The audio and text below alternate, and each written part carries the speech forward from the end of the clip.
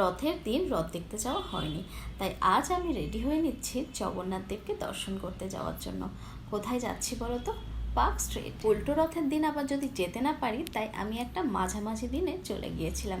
এখানে এক সপ্তাহ ধরে চলে রথযাত্রার অনুষ্ঠান। এটা রথের দিন নয়, তাও ভিড় দেখছো।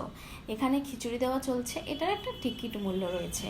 সামনেই রথ দেখতে পাচ্ছি, চলো চলো তোমাদেরও দেখাই। ফাইনালি মেন জায়গাতে চলে এসেছি। আগের বছরও আমরা এই 3 মূর্তি মিলে এসেছিলাম, এই বছরও তাই।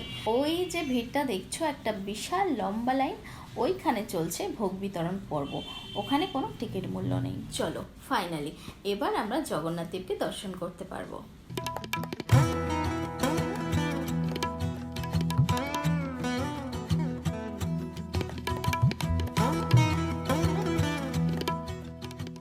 ভিড় ঠেলে বাইরে বেরিয়ে দেখলাম সামনেই কীর্তন হচ্ছে। আচ্ছা, আজকের মতো এটুকুই। ওকে, বাই।